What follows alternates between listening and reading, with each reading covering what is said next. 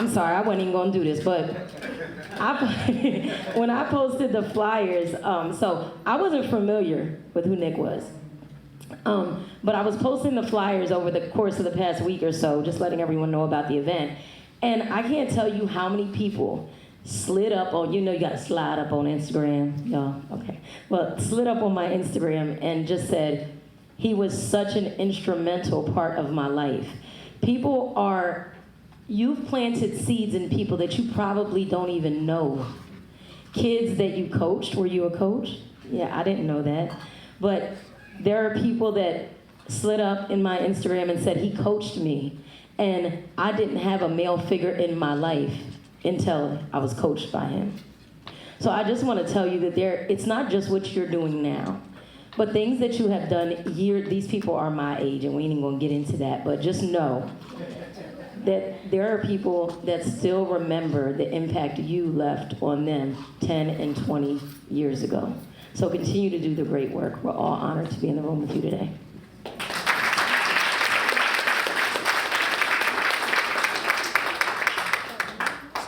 You guys are making it tough on me. First and foremost, I want to thank God.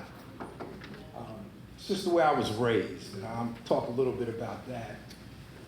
Secondly, my family who came, my work family who traveled as far as York, Philadelphia. They've come from all over to join us. Dr. Ridley, he also had traveled to come see or be part of this. Rob, Brandy, thanks for inviting me to come. I got to be honest, because that's the only way I know how to be. When Rob first reached out to me, he said, hey, I want to talk to you. And people who know me, if you got something serious to say, don't text me. You know what I mean? Don't do it over the phone. If it's for real, the way I was raised, you come and we'll have a conversation. So I told him on the phone, I said, well, Rob, I don't have no money to give you, because if you read the book, I tell you I don't have no money. He said, no, I want to talk to you. I promise. It ain't about money. It'll take about 10 minutes of your time. So in the 10 minutes, if you don't want to receive what I got to say, I'll leave. I said, okay, now, I don't ask you for no money. All right, it's in chapter, I don't know what chapter it is, but. So the chapter said, you ain't got no money. Yeah, that's what she said. So he came and he explained to me what he wanted to do, and I said it'd be my pleasure to do. And, that's why I'm here. I want to give a special thank you, because she's humble. She's very, very humble, but has been with me all my life. And Miss Alexis Green, can you stand up for a hot second?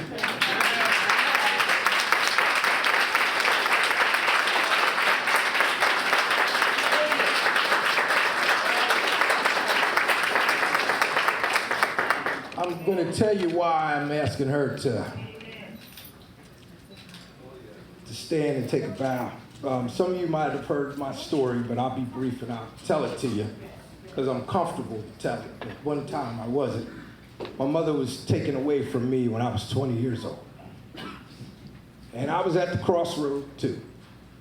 It was a murder, horrific. We were on the news and everything. And my sister was the one to come to tell me. I was crushed. I was devastated. I was, like I like to say, in the fork of the road. I could have turned to drugs, I could have gave up, I could have quit. But I didn't quit.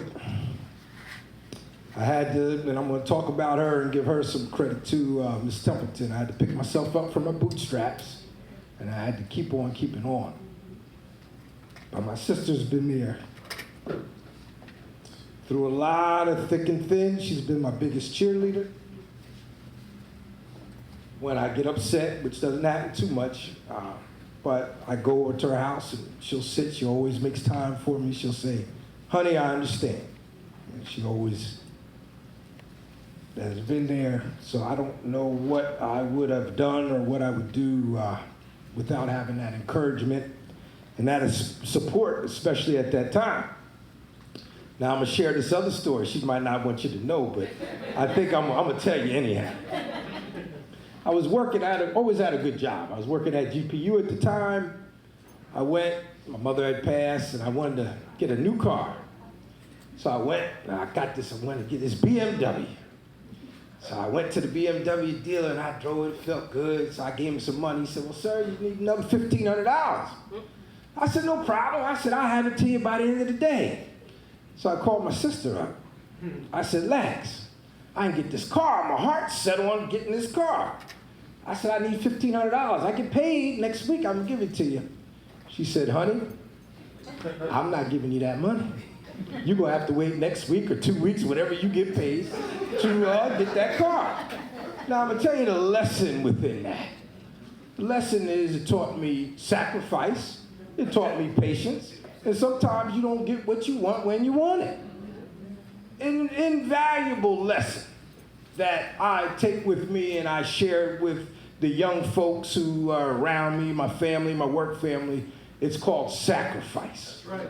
You know, and again, I grew up old school, so some of that old school stuff, my mom would be like around 95 today if she was living. I like that stuff. That stuff sticks to the ribs and has helped me carry on, and I share those teachings with some of what I consider the young folk who don't understand some of the things, meaning responsibility, respect for elders, a work ethic, you know, all those good things. I pass on. Another person that I want to recognize, which I feel helped me get this award, is Miss Templeton. And I know Frank McCracken knows what I'm talking about. Miss Templeton, she was with me. She's had this club called To Help One Another. It got to a point at one time I was the only one. I can't sing. I can dance a little bit, you know, the two-step stuff. Right? We put on a show. She had me sing and dance. Always gave me love and always gave me support. And she always would say, you use your head for more than a hat rack. See, I don't get into your bougie, bourgeois, all that. I don't care about any of that stuff. I went and I got an education. I don't feel bad about it. I don't apologize for it. I don't do the ghetto fabulous. Okay, that's not who I am. So I do try to be a role model for others and leave that ladder down for them to step up. Okay, and lead by example. That's who I am as a person. The other person that I want to give credit to as part of this award is Gary Miller. And for those that don't know who Gary Miller was, when TMI, for those of you who might have known, we had that nuclear accident, he was the one who saved the company. And one time I went into his office and I said, hey man, I want to be how you are, because he was the guy at our company. White guy, lived in Altoona. So he said, I'm going to help you. But I'm not going to do the work. I'm going to show you what you got to do, but I'm not going to do the work for you. I couldn't ask for nothing better. And I said to him, I said, look, you're an engineer, you're a nuclear engineer. Why are you going to help me? I'm a black guy, just a kid from Reading, didn't have no degree, didn't have anything, grew up in the 1500 block of Moss Street. I said, why are you going to help me? He said, you have it. Now, I'm not going to give it to you, but I'm going to show you what you need to do to get there. And the adage I take from that is, if I give you a fish, you can eat for a day. But if I teach you how to fish, you can eat the rest of your life. That's right. Okay, so that's something I like to pass on to some of the folks. And a guy who, and I'm going to mention you, because he was one of those when I coached and I'd see some of the folks would get back to me. Sam Bryant was part of that teaching that I did in coaching. He always says, Coach, I still use some of that stuff. Remember how we used to teach us how to stand? I used to take them to go out to eat, how to use your fork properly, where to put your napkin, soft skills. Okay, that would make a difference. So they still, I'd walk somewhere, Coach, and that was 20, 30 years ago I was coaching, but that guy still remember. And again, he's a testament of that. In closing, there was a couple things that I just wanted to mention, and I read positive affirmations every day when I wake up. See, at Lincoln, we had this thing called input, throughput, output. So garbage in, then you process garbage and you regurgitate garbage. I don't spend time on that. I'm happy-go-lucky. I'm thankful every day I wake up that my feet can hit the ground, I can make a difference. So I always do what I can to impact others. For those of you, if you're interested, I got a book that I put out. If you can't buy it, I'll give it to you. And the reason why is it's just me passing knowledge. A lot of times, especially our people, we don't know. We're talented, some of the best and brightest in the world, but we just don't know how to get there. So I took time out.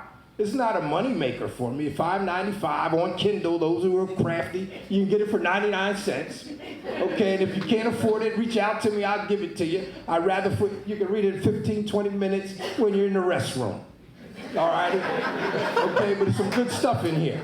All right, some good stuff in here. So in closing, I like to say, be strong but not rude. Be kind but not weak. Be bold but don't bully. Be humble but not shy. Be confident but not arrogant. God bless you. Thank you, Rob. Thank you, Brandy. Thank all of you for coming. And again, I'm just email out. If you want to reach out to me, I'll get you the book for free. You don't even have to.